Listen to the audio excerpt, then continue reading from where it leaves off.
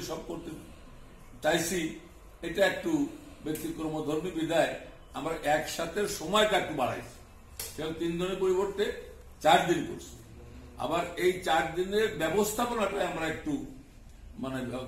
আমরা একটু ই করছি, ব্যবস্থাপনাটা সুবিধার্থে এইটাকে আমরা বলছি যে প্রথম যে 2 দিন 15-16 এই 2 দিনের তাবলিগের যে বিভিন্ন ব্যবস্থাপনাটা এইটা আমরা হযরত মাওলানা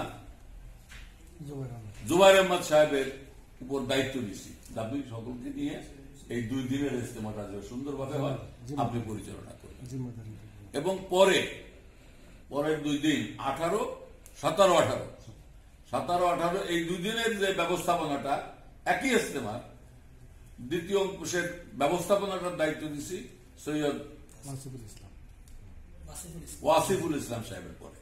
উনি ওনাদের আর যাদের সঙ্গে ওনার পরামর্শ করা দরকার তাদের সকলকে নিয়ে উনি এই ব্যবস্থাপনাটা করবেন।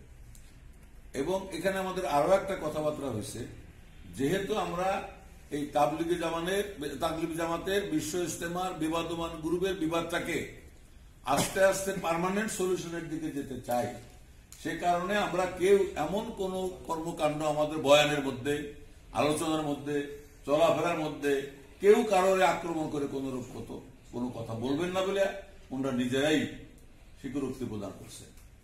এবং সকলকে আহ্বান করবেন যে আমরা যেন একে অপরের বিরুদ্ধাচরণ না করি, একে অপরের গীবাত আলোচনা না করি, এবং আমাদের ঐক্যে ফাটল ধরতে পারে অনৈক্যমূলক কোনো কাম আমরা নিজেরাও করব না, অন্য কেউ যাতে করতে না পারে সেইভাবে আমরা সবাইকে নির্দেশ দিব।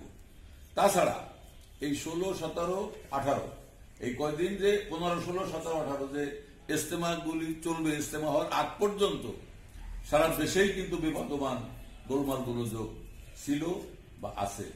একদিনেই কিন্তু সবটা শেষ হয়ে যায় না।